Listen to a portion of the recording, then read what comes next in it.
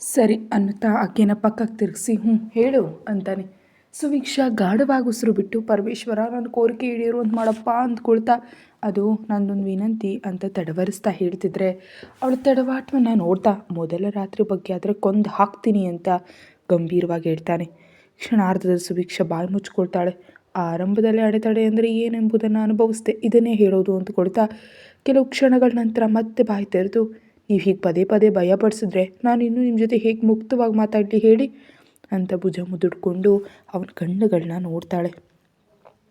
ಅವಳ ಕಣ್ಣುಗಳನ್ನೇ ನೋಡ್ತಾ ನಾನು ಸಾಮಾನ್ಯವಾಗಿ ಮಾತನಾಡಿದ್ರೂ ಹೀಗೆ ಇರುತ್ತೆ ಮಿಸ್ಸಸ್, ಅದೇ ಕೋಪದಿಂದ ಮಾತಾಡಿದ್ರೆ ಬೇರೆ ಥರನೇ ಇರುತ್ತೆ. ಅದಕ್ಕಾಗಿ ಸಾಧ್ಯ ಆದಷ್ಟು ಮಟ್ಟಿಗೆ ನಿನ್ನ ಜೊತೆ ಶಾಂತವಾಗಿಯೇ ಮಾತಾಡ್ತಿದ್ದೀನಿ. ಏನಿದು ಶಾಂತವಾಗಿ ಮಾತಾಡೋದು ಅಂದರೆ ಹೀಗಿರುತ್ತಾ?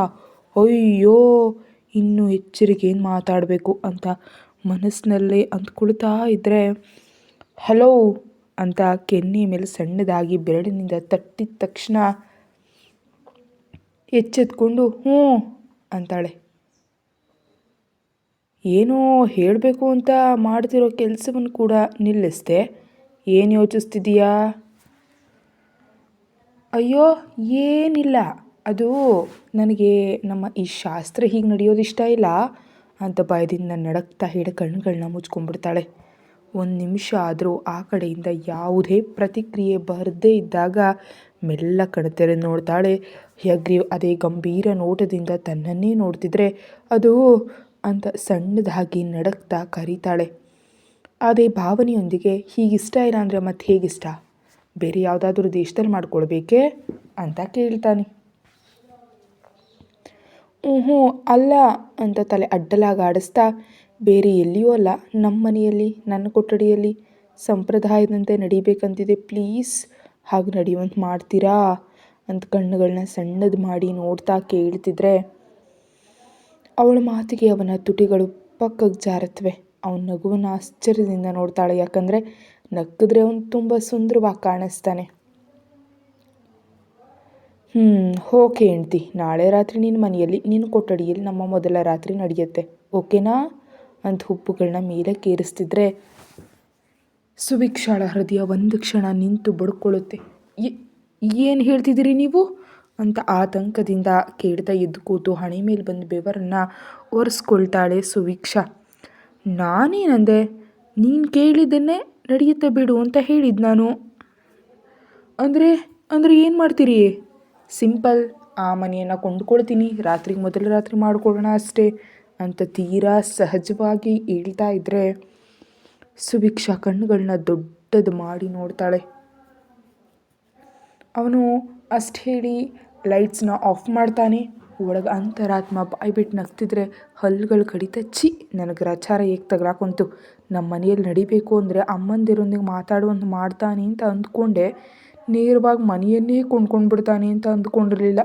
ಏನು ಸ್ವಾಮಿ, ನಾನು ಒಂದು ಅಂದ್ಕೊಂಡ್ರೆ ಇನ್ನೊಂದು ನಡೆಯುವಂತ ಮಾಡ್ತಿದ್ಯಲ್ಲಪ್ಪ ಅಂತ ತನ್ನಷ್ಟಕ್ಕೆ ತಾನೇ ಗುಣಕೊಳ್ತಿದ್ರೆ ಇನ್ನೇನು ಯೋಚಿಸ್ತಿದ್ಯಾ ಅಂತ ಭುಜ ಹಿಡಿದು ಹಿಂದೆ ಎಳಿತಾನೆ.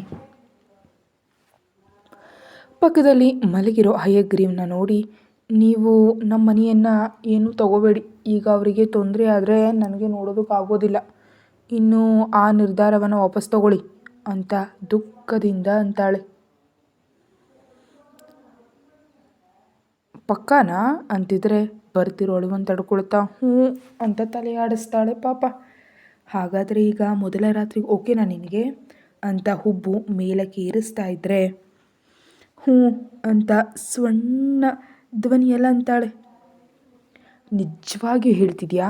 ಮತ್ತು ಮಧ್ಯದಲ್ಲಿ ಬೇಡ ಅಂದರೆ ನಾನು ಸುಮ್ಮನಿರೋದಿಲ್ಲ ಅಂತ ಅಂದಾಗ ಸರಿ ಅನ್ನುವಂತೆ ತಲೆ ಆಡಿಸಿ ಕಣ್ಣನ್ನು ಮುಚ್ಕೊಂಡ್ಬಿಡ್ತಾಳೆ.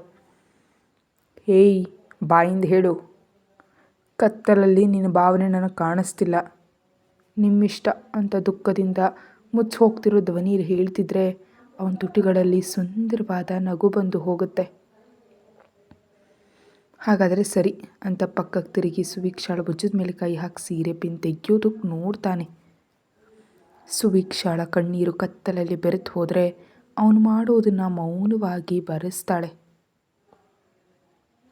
ಅಂದವಾಗಿ ಅಲಂಕರಿಸಿದ ಹಾಸಿಗೆ ಮೇಲೆ ರಾವಣಾಸುರನ ಸಹೋದರನಂತೆ ಕೂತಿರೋ ಯಶ್ನನ್ನು ನೋಡ್ತಿದ್ರೆ ಆರ್ತಿಗೆ ಕಾಲುಗಳು ಮುಂದೆ ಹೋಗ್ತಾ ಇಲ್ಲ. 10 ನಿಮಿಷ ಆದರೂ ಬಾಗಿಲು ಬಳಿಯಿಂದ ಬಾರದ ಆರ್ತಿಗಾಗಿ ಕಾದೂ ಕಾದು ಕೋಪದಿಂದ ಹಣ್ಣುಗಳ ತಟ್ಟೆಯಲ್ಲಿದ್ದ ಚಾಕುವನ್ನು ಆರ್ತಿ ಪಕ್ಕ ಗುರಿ ಮಾಡಿ ಎಸಿತಾನೆ. ಪಕ್ಕದಲ್ಲಿ ಚುಚ್ಚಿಕೊಂಡು ಕತ್ತಿಯನ್ನು ನೋಡಿ ಭಯದಿಂದ ನಡುಕ್ತಾ ಯಶ್ ಕಡೆ ನೋಡ್ತಾಳೆ. ದವಡೆ ಬಿಗಿದು, ಏನು ಇನ್ನೂ ಅಲ್ಲೇ ಇರ್ತೀಯಾ ಅಂತ ಕೋಪದಿಂದ ಹಾಸಿಗೆ ಮೇಲಿಂದ ಎದ್ದು ನಿಲ್ತಾನೆ. ಬೆಚ್ಚಿಬಿದ್ದು ಗಬಗಬನೆ ಯಶ್ ಮುಂದೆ ಹೋಗಿ ನಿಲ್ತಾ ಇದ್ದಂತೆ ಯಶ್ ಕುಟಿಲ ನಗುವಿನೊಂದಿಗೆ ಕೈಯಲ್ಲಿದ್ದ ಹಾಲಿನ ಲೋಟವನ್ನು ತೆಗೆದುಕೊಂಡು ಅರ್ಧ ಕುಡಿಯೋ ಬದಲು ಪೂರ್ತಿ ಕುಡಿದು ಖಾಲಿ ಲೋಟವನ್ನು ಆರ್ತಿ ಕೈಯಲ್ಲಿ ಇಟ್ಬಿಡ್ತಾನೆ. ಆರ್ತಿ ಲೋಟವನ್ನು ಮತ್ತು ಯಶ್ನನ್ನು ನೋಡಿ ಅದನ್ನು ಪಕ್ಕದಲ್ಲಿಟ್ಟು ಕೈಗಳನ್ನ ಉಚ್ಚಿಕೊಡ್ತಾ ನೆಲದ ಕಡೆ ನೋಡ್ತಾ ಇದ್ದರೆ ಬೆಳ್ಳನೆಯ ಸೀರೆಯಲ್ಲಿ ಅವಳ ಅಂದಗಳೆಲ್ಲ ಕಾಣಿಸ್ತಂತಿರೋದನ್ನು, ಬೆನ್ನಿನ ಕೆಳಗಿನವರೆಗೂ ಇರೋ ಕೂದಲನ್ನು ಮಲ್ಲಿಗೆಯಿಂದ ಬಂಧಿಸಿರೋದನ್ನು, ಸಿಂಪಲ್ ಆಗಿರೋ ಆಭರಣ ಮತ್ತು ತಿಳಿ ಗುಲಾಬಿ ಬಣ್ಣದಲ್ಲಿ ಅದರ್ತಿರೋ ತುಟಿಗಳನ್ನ ನೋಡಿ ನಾಟ್ ಬ್ಯಾಡ್ ಅಂತ ಅಂತಾನೆ. ಆ ಮಾತಿಗೆ ತಲೆ ಎತ್ತಿ ಕೋಪದಿಂದ ನೋಡಲಾಗದೆ ದೈನ್ಯವಾಗಿ ನೋಡ್ತಾಳೆ. ಯಾಕೆ ಪ್ರಿಯತಮೆ ಕೋಪದಿಂದ ನೋಡ್ತಿದ್ದೀ ಅಂತ ಮೂಗಿನ ಮೇಲೆ ಸಣ್ಣದಾಗಿ ತಡ್ತಾನೆ. ಆರ್ತಿ ತಲೆ ಪಕ್ಕಕ್ಕೆ ತಿರುಗಿಸಿ ಏನೂ ಇಲ್ಲ ಅನ್ನುವಂತೆ ತಲೆಯನ್ನು ಆಡಿಸ್ತಾಳೆ. ಓ ನಿಜವಾಗಿಯೂ ಸರಿ ಬನ್ನಿ ಆಟ ಶುರು ಮಾಡ್ಕೊಳ್ಳೋಣ ಅಂತ ಆರ್ತಿನ ಎತ್ಕೊಳ್ತಿದ್ದಂತೆ ಆರ್ತಿ ಬೊಂಬೆಯಂತೆ ನೋಡ್ತಿರ್ತಾಳೆ. ಕರ್ಕೊಂಡು ಹೋಗಿ ಹಾಸಿಗೆ ಮೇಲೆ ಮಲಗಿಸಿ ಮೇನ್ ಲೈಟನ್ನು ಆಫ್ ಮಾಡಿ ನೈಟ್ ಲ್ಯಾಂಪನ್ನು ಆನ್ ಮಾಡ್ತಾನೆ. ಆರ್ತಿ ಕಷ್ಟಪಟ್ಟು ಅಳುವನ್ನು ನುಂಗ್ಕೊಳ್ತಾ ಮಂದವಾಗಿ ಕಾಣಿಸ್ತಿರೋ ಮೇಲ್ಛಾವಣಿ ಕಡೆ ನೋಡ್ತಾ ತನ್ನ ಜೀವನ ಇಷ್ಟೊತ್ತಿಗೆ ಮುಗಿದು ಹೋಗುತ್ತೆ ಅಂತ ಮನಸ್ಸಿನಲ್ಲೇ ಕೊರಗ್ತಿರ್ತಾಳೆ. ಅವಳನ್ನು ಗಮನಿಸುತ್ತಲೇ ಏಸಿ ಇನ್ನೂ ಸ್ವಲ್ಪ ಎತ್ತಿ ಹೊದಿಕೇನು ಬೇಕಂತ ಮೂಲೆಗೆ ಎಸ್ತು ತನ್ನ ಶರ್ಟ್ ತೆಗೆದು ಪಕ್ಕಕ್ಕೆ ಬಿಸಾಕಿ ಆರ್ತಿ ಮುಖವನ್ನು ನೋಡ್ತಾ ಹಣೆ ಮೇಲೆ ಕಿಸ್ ಮಾಡ್ತಾನೆ. ಹತ್ತಿರದಲ್ಲಿ ತಾಕ್ತಿರೋ ಅವನ ಬೆಚ್ಚನೆ ಉಸಿರಿಗೆ ಕಣ್ಗಳನ್ನ ಗಟ್ಟಿಯಾಗಿ ಮುಚ್ಚಿ ಮುಷ್ಟಿಯಿಂದ ಹಾಸಿಗೆ ಬಟ್ಟೆಯನ್ನು ಹಿಂಡ್ಬಿಡ್ತಾಳೆ. ಏಯ್ ಕಣ್ಣು ಮುಚ್ಕೊಂಡು ತಡೆಯೋದಕ್ಕೆ ಸಾಧ್ಯನಾ ಅಂತ ಮೆಲ್ಲಗೆ ಹೇಳಿದ್ಲೆ ಕೆನ್ನೆ ಮೇಲೆ ಮುತ್ತಿಡ್ತಿದ್ರೆ ಆರ್ತಿ ಕಣ್ಣು ತೆರೆದು ಯಶ್ ಕಡೆ ನೋಡಿ ಯಶ್ ಅಂತ ಕರೀತಾಳೆ. ಬಂದಾಗಿಂದ ಇಷ್ಟೊತ್ತಿಗೆ ಅವಳ ಬಾಯಿಂದ ತನ್ನ ಹೆಸರು ಕೇಳಿದ ತಕ್ಷಣ ಏನೋ ಅನ್ನುವಂತೆ ಅವಳ ಕಣ್ಣುಗಳನ್ನ ನೋಡ್ತಾನೆ. ಅದು ನನಗೆ ಭಯ ಆಗ್ತಿದೆ ಅಂತಿದ್ರೆ ಆ ಮಾತು ಪೂರ್ತಿ ಹೊರಗೆ ಬರೋದಕ್ಕಿಂತ ಮುಂಚೆ ಅವಳ ತುಟಿಗಳನ್ನ ಆವರಿಸ್ಕೊಂಡ್ಬಿಡ್ತಾನೆ. ಯಶ್ ಹಠಾತ್ತನೆ ಹಾಗೆ ಮಾಡಿದ್ರಿಂದ ಮೊದಲು ಅವಳು ಕಂಗಾಲಾದರೂ ಇನ್ನೂ ತನ್ನ ಮಾತು ಕೇಳೋದಿಲ್ಲ ಅಂತ ಅರ್ಥ ಮಾಡಿಕೊಂಡು ಮೌನವಾಗಿ ಉಳಿದು ಹೋಗ್ತಾಳೆ ಆಕೆ. ಯಶ್ ಅವಳ ತುಟಿಗಳಿಗೆ ಮುತ್ತಿಡ್ತಿದ್ರೆ ಈಗಾಗಲೇ ಕೊಠಡಿ ಚೆನ್ನಾಗಿ ತಂಪಾಗಿರೋದ್ರಿಂದ ಆರ್ತಿ ಚಳಿ ತಡೆಯಲಾಗದೆ ಯಶ್ ಮುದ್ದಿಗೆ ಸ್ಪಂದಿಸದೆ ಬೆಡ್ಶೀಟನ್ನು ಹಿಂಡ್ತಾ ತಡ್ಕೊಳ್ತಾಳೆ. ಯಶ್ ಮಾತ್ರ ಬಿಡದೆ ಮುಂದುವರಿಸ್ತಾ ಎಷ್ಟೊತ್ತು ಹೀಗಿರ್ತೀಯ ಅಂತ ನಾನು ನೋಡೇ ಬಿಡ್ತೀನಿ ಅಂದ್ಕೊಂಡು ಅವಳ ತುಟಿ ತುದಿಯಲ್ಲಿ ಹಲ್ಲಿನಿಂದ ಗಟ್ಟಿಯಾಗಿ ಕಚ್ಚಿಬಿಡ್ತಾನೆ. ಆ ನಂತರ ಸ್ವಲ್ಪ ಕೆಳಗೆ ಜಾರಿ ಬೆಳ್ಳಗೆ ಹೊಳಿತಿರೋ ಮೆದುವಾದ ಕುತ್ತಿಗೆ ಸುತ್ತ ತನ್ನ ಮುದ್ದಾಟ ಶುರು ಮಾಡ್ತಿದ್ರೆ ಆರ್ತಿಗೆ ಚಳಿಯಿಂದ ಮೈಯೆಲ್ಲ ನಡಕ್ತಾ ಯಶ್ನನ್ನು ಹಿಡಿಯೋದಕ್ಕಾಗದೆ ಸೀರೆಯನ್ನು ಗಟ್ಟಿಯಾಗಿ ಇಟ್ಕೊಂಡಿರ್ತಾಳೆ. ಯಶ್ ತುಂಬ ಚಳಿ ಆಗ್ತಿದೆ, ಪ್ಲೀಸ್ ಸ್ವಲ್ಪ ಎಸಿ ಕಡಿಮೆ ಮಾಡ್ತೀಯಾ ಅಂತಾಳೆ ನಡಕ್ತಾ. ಅವಳ ಮಾತಿನಲ್ಲಿ ಮೈಯ ನಡುಕ ಸ್ಪಷ್ಟವಾಗಿ ಅರ್ಥ ಆಗ್ತಿದ್ರೆ ತಲೆ ಎತ್ತಿ ಅದರ್ತಿರೋರ ತುಟಿಗಳನ್ನ ನೋಡ್ತಾ, ಇಲ್ಲ ಬೇಬಿ, ನನಗೆ ಮೊದಲ ರಾತ್ರಿ ಚಳಿಗಾಲದಲ್ಲಿ ನಡಿಬೇಕು ಅಂತಿತ್ತು, ಇನ್ನು ಅದಕ್ಕೆ 4 ತಿಂಗಳು ಕಾಯಬೇಕಿತ್ತು. ಸರಿ, ಯಾವುದಾದ್ರೂ ಬೇರೆ ದೇಶದಲ್ಲಿ ಪ್ಲ್ಯಾನ್ ಮಾಡೋಣ ಅಂದರೆ ಅಜ್ಜಿ ಖಂಡಿತವಾಗಿಯೂ ಮನೆಯಲ್ಲಿ ನಡಿಬೇಕು ಅಂತ ಆದೇಶ ಮಾಡಿದ್ದಾರೆ. ಅದಕ್ಕಾಗಿ ಕೊಠಡಿಯನ್ನು ಸಂಪೂರ್ಣವಾಗಿ ತಂಪಾಗಿಸ್ಬಿಟ್ಟಿದ್ದೀನಿ. ಈಗ ನೋಡು, ಅಚ್ಚು ಚಳಿಗಾಲದಲ್ಲೇ ನಾವು ಮಾಡ್ಕೊಳ್ತಿರುವಂತಿದೆ ಅಂತ ನಗ್ತಾನೆ.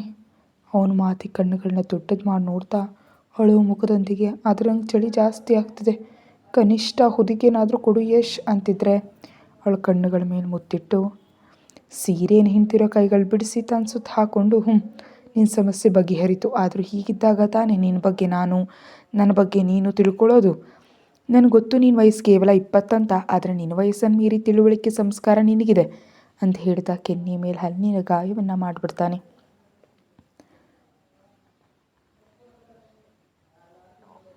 ಆದರೆ ನನಗಿಷ್ಟ ಆಗಿರಬೇಕಲ್ವಾ ಅಂತಿದ್ರೆ ನನಗರ್ಥ ಆದ್ರೆ ಇಷ್ಟ ಕೂಡ ತಾನಾಗೇ ಬರುತ್ತೆ. ಆಗ ನಾನೇ ದೂರ ಇದ್ದರೆ ನೀನೇ ಬಾ ಅಂತ ಕರೀತೀಯ ನಂಗೆ ಗೊತ್ತು. ನೀನಷ್ಟು ಸುಲಭವಾಗಿ ನನ್ನ ನಂಬೋದಿಲ್ಲ ಅಂತಾದರೆ ನನ್ನ ಜೊತೆ ಪ್ರಯಾಣಿಸ್ತಿದ್ರೆ ಬೇಗನೆ ನನ್ನ ಮೇಲೆ ಭಾವನೆಗಳು ಬರುತ್ತವೆ ಎಂಬ ಭರವಸೆ ನನಗಿದೆ. ಆದರೆ ಈ ವಿಷಯದಲ್ಲಿ ಮಾತ್ರ ನನ್ನ ಇಷ್ಟ ನೀನು ತಡೆಯೋದಕ್ಕೆ ಬರೋದಿಲ್ಲ ಅಂತ ಹೇಳಿ ಮತ್ತೊಮ್ಮೆ ತುಟಿಗಳನ್ನ ಆವರಿಸ್ಕೊಳ್ತಾನೆ. ಯಶ್ ಮಾತುಗಳು ಅರ್ಧ ಆಗದೆ ತಲೆ ಕೆಡಿಸುವಂತಿದ್ರೆ ಇನ್ನೊಂದೆಡೆ ಚಳಿ ಕೊಲ್ತಿರುತ್ತೆ. ಮೇಲೆ ಬೆಚ್ಚಗ್ತಾಗ್ತಿರೋ ಯಶ್ನ ಅಪ್ಕೊಳ್ಬೇಕು ಅನ್ಸಿದ್ರು ಹಠದಿಂದ ಸುಮ್ಮನಿದ್ದು ಬಿಡ್ತಾಳೆ. ಅವನು ಬಿಡ್ತಿದ್ದಂತೆ ಉರಿತಿರೋ ತುಟಿಗಳು ಒರೆಸ್ಕೊಳ್ತಾ ಯಶ್ ಪ್ಲೀಸ್ ಬೆಡ್ಶೀಟ್ ಕೊಡು ಅಂತ ಮೆಲ್ಲಗೆ ಕೇಳ್ತಾ ಇದ್ರೆ ಹೇಳೋದನ್ನು ಕೇಳಾರ್ತಿ ಮತ್ತು ನನಗೆ ಕೋಪ ಬರುತ್ತೆ. ಆದರೂ ಯಾಕಷ್ಟು ದೂರ ತಳ್ತಿದ್ದಿ? ನಾನು ನಿನ್ನ ಗಂಡ. ನನ್ನ ಮೇಲೆ ನಿನಗೆ ಪೂರ್ಣ ಹಾಕಿದೆ. ನೀನು ನನ್ನ ಮುಟ್ಟಿದ್ರೆ ಚಳಿಗೆ ಸಿಕ್ಕಾಕೊಂಡಿದೀಯಾ ಅಂತ ಭಾವಿಸೋದಿಲ್ಲ. ತಪ್ಪಾಗಿ ಅರ್ಥ ಮಾಡ್ಕೊಂಡಿದ್ದಿಲ್ಲ ಅಂತ ಹೇಳಿ ಮೇಲಂಗಿಯನ್ನು ತೆಗೆದು ಪಕ್ಕಕ್ಕೆ ಬಿಸಾಕವಳನ್ನ ಬಿಗಿಯಾಗಿ ಒಪ್ಕೊಂಡ್ಬಿಡ್ತಾನೆ. ಚಳಿಗೆ ತಡ್ಕೊಡೋದಕ್ಕಾಗದೆ ಆರತಿ ಕೂಡ ಯಶ್ ಸುತ್ತ ಕೈ ಹಾಕಿ ಕಣ್ಮುಚ್ಕೊಂಡ್ಬಿಡ್ತಾಳೆ. ಯಶ್ ಏನು ಮಾಡ್ತಿದ್ರು ಮೌನವಾಗಿ ಸಹಿಸ್ಕೊಂಡ್ಬಿಡ್ತಾಳೆ. ಯಶ್ ಅವಳ ಅಂದವನ್ನು ನೋಡ್ತಾ ಮುದುರ್ಕೊಂಡಿರೋ ಆರತಿ ಮುಖ ನೋಡಿ ಇನ್ನು ಹೆಚ್ಚು ತೊಂದರೆ ಕೊಡಲಾಗದೆ ಎಸಿಯನ್ನು ಸರಿಪಡಿಸಿ ಅವಳ ಮೇಲಿದ್ದವನ್ನ ಬಟ್ಟೆನೆಲ್ಲ ತೆಗೆದು ಅವಳ ಮೇಲೆ ಮಲಗಿಬಿಡ್ತಾನೆ. ಗೊರಕೆ ಹೊಡಿತಾ ನಿದ್ರಿಸ್ತಿರೋ ಕೀರ್ತಿಯನ್ನು ನೋಡಿ ಏನು ಅನ್ನಲಾಗದೆ ಇಬ್ಬರಿಗೂ ಸೇರಿ ಹೊದಿಕೆಯನ್ನು ಹೊತ್ಕೊಂಡು ಬೇರೆ ಕಡೆ ತಿರುಗಿ ಮಲಗ್ತಾನೆ. ಆದಿತ್ಯ ಮತ್ತು ನೇತ್ರ ಪ್ರೀತಿಸಿ ಮದುವೆ ಆಗೋದ್ರಿಂದ ಸಂತೋಷದಿಂದ ಹೊಸ ಜೀವನವನ್ನು ಪ್ರಾರಂಭಿಸ್ತಾರೆ. ತನ್ನ ಎದೆ ಮೇಲೆ ತಲೆ ಇಟ್ಟು ಏನು ಯೋಚಿಸ್ತಾ ಕೂತಿರೋ ಹೆಂಡತಿ ನೋಡಿ ಏನು ಯೋಚಿಸ್ತಿದ್ಯಾ ಗಾಯು ಅಂತ ಪ್ರೀತಿಯಿಂದ ಕೇಳ್ತಾನೆ ಶರತ್. ಆಕೆ ತಲೆ ಎತ್ತಿ ಗಂಡನ್ನು ನೋಡಿ ಅದೇ ಸುಭಿಕ್ಷಾಳ ಬಗ್ಗೆ ಯೋಚಿಸ್ತಿದ್ದೀನಿ ಶರತ್. ಅವಳು ಬಂದಾಗಿಂದಲೂ ಬೇಸರದಲ್ಲಿದ್ದಾಳೆ. ಒಂದು ವೇಳೆ ಹೈಗ್ರೀವ್ ಅಂದರೆ ಇಷ್ಟ ಇಲ್ವೋ ಏನೋ ಅಂತ ಅನುಮಾನದಿಂದ ಅಂತಿದ್ರೆ ಅದೇನೂ ಇರಲಿಕ್ಕಿಡ ಬಿಡು ಗಾಯು, ನೀನು ಮೊದಲು ಮಲಗು. ನಾಳೆ ನಾನು ಒಮ್ಮೆ ಆಕೆನ ನೋಡಿ ಒಂದು ಸ್ಪಷ್ಟತೆಗೆ ಬಂದ ಮೇಲೆ ಇದರ ಬಗ್ಗೆ ಚರ್ಚಿಸೋಣ ಅಂತ ಆಕೆಯನ್ನು ಮಲಗಿಸಿ ತಾನು ಯೋಚಿಸೋದಕ್ಕೆ ಪ್ರಾರಂಭಿಸ್ತಾನೆ. ಬೆಳಗ್ಗೆ ಎದ್ದ ಸುಭಿಕ್ಷಾ ಅಪ್ಕೊಂಡು ಮಲಗಿರೋ ಹಯಗ್ರೀವ್ನ ನೋಡಿ ಅಯ್ಯಯ್ಯೋ ನನ್ನ ಮಲಿನಗೊಳಿಸ್ತೀಯಲ್ಲ ಬೆಳಿಗ್ಗೆಯೇ ಮಂತ್ರೋಚ್ಚಾರಣೆಯೊಂದಿಗೆ ಹೇಳ್ಬೇಕಾದ ನನ್ನ ಬೈತ್ಕೊಂಡು ಹೇಳುವಂತ ಮಾಡಿದೆ. ದಡ್ಡ ಸನ್ಯಾಸಿ ನನ್ನ ಮಗ ಅಂತ ಮನಸ್ಸಿನಲ್ಲಿ ಬೈಕೊಳ್ತಾ ಕಣ್ಣಲ್ಲಿ ಬಂದು ನೀರನ್ನು ಒರೆಸ್ಕೊಂಡು ಹಯಗ್ರೀವ್ನ ಪಕ್ಕಕ್ಕೆ ಬಟ್ಟೆಯನ್ನು ಸರಿಪಡಿಸ್ಕೊಂಡು ಎದ್ದು ನಿಲ್ತಾಳೆ. ಮೈಯೆಲ್ಲ ಅಂಟ್ಕೊಂಡಂತಿದ್ರೆ ಹಯಗ್ರೀವ್ನನ್ನು ನುಂಗು ಬಿಡುವಂತ ನೋಡಿ ಕಬೋರ್ಡನ್ನು ತೆರೆಯೋದಕ್ಕೆ ಪ್ರಯತ್ನ ಮಾಡ್ತಾಳೆ.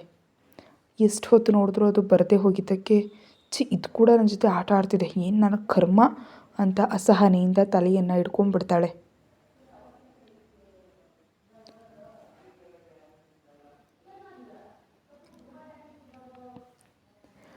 ಹಲೋ ಅಂತ ಹಿಂದುಗಡೆಯಿಂದ ಅವನು ಕರೀತಾ ಇದ್ದಂತೆ ಹಿಂದಕ್ಕೆ ತಿರುಗಿ ಅವನ ಕಡೆ ನೋಡಿ ಮತ್ತೆ ತಲೆ ಬಗ್ಸಿ ಈ ಅರ್ಧನಗ್ನ ಪ್ರದರ್ಶನ ಏನು ನನ್ನ ಪ್ರಾಣಕ್ಕೆ ನೋಡಲಾಗದೆ ಸತ್ತೆ ಅಂತ ಅಂದ್ಕೊತಾ ಇರ್ತಾಳೆ ಮನಸ್ಸಿನಲ್ಲೇ. ಅವನ ಅವತಾರವನ್ನು ಅವಳು ನೋಡಿ ಅವಳ ಮುಂದ್ಗಡೆ ಬಂದು ನಿಂತು ಇದನ್ನು ಹೀಗೆ ಎಳಿಬಾರ್ದು, ಹೀಗೆ ಪಕ್ಕಕ್ಕೆ ತಳ್ಳಬೇಕು ಅಂತ ಅವಳನ್ನ ವಾರ್ಡ್ರೋಬ್ ಒರಗಿಸಿ ಮುಖಕ್ಕೆ ಮುಖ ಇಟ್ಟು ಹೇಳ್ತಾ ಬಾಗಿಲನ್ನು ಪಕ್ಕಕ್ಕೆ ಸರಿಸ್ತಾನೆ.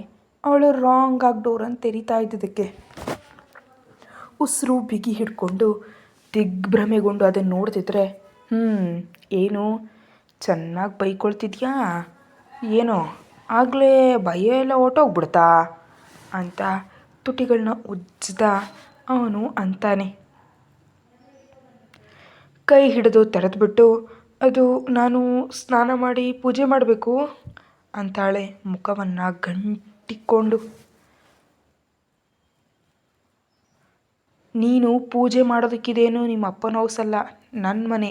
ಸೊ ಫ್ರೆಶ್ ಆಗಿ ಈ ಡ್ರೆಸ್ಸನ್ನು ಹಾಕ್ಕೊಂಡು ಬಾ, ಧ್ಯಾನ ಮಾಡಬೇಕು ಅಂತ ಹೇಳಿ ಸುಭಿಕ್ಷಾಳನ್ನು ಬಿಟ್ಟು ರ್ಯಾಕ್ನಲ್ಲಿದ್ದ ಉಡುಪನ್ನು ತೆಗೆದು ಅವಳ ಕೈಯಲ್ಲಿ ಇಡ್ತಾನೆ.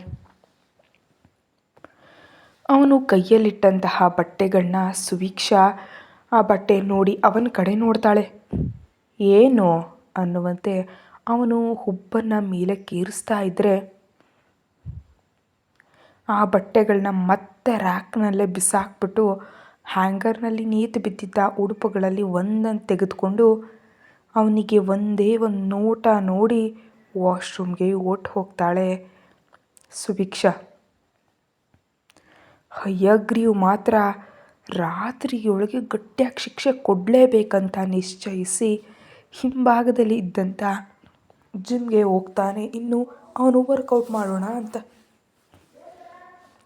ಸುಭಿಕ್ಷಾ ಸ್ನಾನ ಮಾಡಿ ಡ್ರೆಸ್ಸನ್ನು ಧರಿಸಿ ಹೇರ್ ಡ್ರೈಯರ್ ಬಳಸೋದಕ್ಕೆ ಬರದೆ ಟವಲ್ನಿಂದ ಹಾಗೆ ಒರೆಸ್ಕೊಂಡು ಕುಂಕುಮದ ಬೊಟ್ಟನ್ನು ಇಟ್ಕೊಂಡು ಹಿಂದಿನ ದಿನ ನೋಡಿದಂತಹ ದಾರಿಯನ್ನೆಲ್ಲ ಮತ್ತೆ ನೆನಪಿಸ್ಕೊಂಡು ಜಾಗರೂಕತೆಯಿಂದ ಹೊರಗೆ ಬಂದು ಲಿಫ್ಟ್ನಲ್ಲಿ ಹೋಗೋದಕ್ಕೆ ಅವಳಿಗೆ ತುಂಬ ಭಯ ಅನಿಸಿ ಮೆಟ್ಟಿಲುಗಳನ್ನ ಇಳಿದು ಕೆಳಗಡೆ ಹೋಗ್ತಾಳೆ ಸುಭಿಕ್ಷಾ. ಸಣ್ಣ ಗಾತ್ರದ ದೇವಸ್ಥಾನದಂತಿರುವಂಥ ಪೂಜಾ ಕೊಠಡಿ ನೋಡಿ ನಮಸ್ಕರಿಸ್ಕೊಂಡು ಒಳಗಡೆ ಹೋಗುವಾಗ ಗಾಯತ್ರಿ ಪೂಜೆಯನ್ನು ಮಾಡ್ತಾ ಇರ್ತಾಳೆ. ಆಕೆ ಸುಭಿಕ್ಷಾಳನ್ನು ನೋಡಿ, ಸುಭಿಕ್ಷಾ ಎದ್ಯಾ ಬಾಮ್ಮ ಅಂತ ನಗ್ತಾ ಕರೀತಾಳೆ. ಸುಭಿಕ್ಷಾ ಕೂಡ ಸಣ್ಣದಾಗಿ ನಕ್ಕು ಆಕೆಯೊಂದಿಗೆ ಸೇರಿ ಪೂಜೆಯನ್ನು ಮಾಡ್ತಾಳೆ.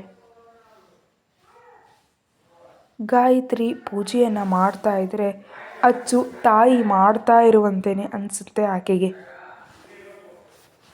ಪೂಜೆಯನ್ನು ಪೂರ್ಣಗೊಳಿಸಿ ಮತ್ತೆ ಕೊಠಡಿಗೆ ಹೋಗೋ ಯಾವುದೇ ಇಂಟ್ರೆಸ್ಟ್ ಅವಳಿಗಿಲ್ಲದೆ ಇದ್ದಿದ್ದರಿಂದ ಅಲ್ಲೇ ಸ್ವಲ್ಪ ಹೊತ್ತು ಕೂತು ಧ್ಯಾನವನ್ನು ಮಾಡ್ತಿರ್ತಾಳೆ ಸುಭಿಕ್ಷಾ. 7 ಗಂಟೆ ಆಗ್ತಿದ್ದಂತೆ ಎಚ್ಚರವಾದ ಯಶ್ ಕೆಳಗೆ ಮೆತ್ತಗೆ ತಾಕ್ತಿರೋ ಆರತಿ ದೇಹವನ್ನು ನೋಡಿ ಹಠಾತ್ತನೆ ಕಣ್ಣು ತೆರೆದು ನೋಡ್ತಾನೆ ಯಶ್. ಬಾಯಿ ಮುದುಡ್ಕೊಂಡು ಮುದ್ದಾಗಿ ಮಲಗಿರೋ ಆರತಿಯನ್ನು ನೋಡಿ ಸಣ್ಣ ನಗುವಿನೊಂದಿಗೆ ಮುತ್ತಿಟ್ಟು ಆಕೆಗೆ ತೊಂದರೆ ಆಗದಂತೆ ಮೆಲ್ಲಗೆ ಪಕ್ಕಕ್ಕೆ ಜಾರಿ ಟವಲ್ನನ್ನು ಸುತ್ತಕೊಂಡು ಎದ್ದು ಆರತಿಯನ್ನು ಒಮ್ಮೆ ನೋಡಿ ಅವಳು ಕುತ್ತಿಗೆವರೆಗೂ ಹೊದಿಕೆಯನ್ನು ಎಳೆದು ಫ್ರೆಶ್ ಆಗಿ ಜಿಮ್ ರೂಮ್ಗೆ ಹೋಗ್ತಾನೆ. ಕತೆ ಮುಂದುವರಿಯುತ್ತೆ. ಹೆಚ್ಚಿನ ವಿಡಿಯೋಗಾಗಿ ಚಾನಲ್ಗೆ ಮೆಂಬರ್ಶಿಪ್ ತೊಗೊಂಡು ವಿಡಿಯೋ ನೋಡಿ. Thank you.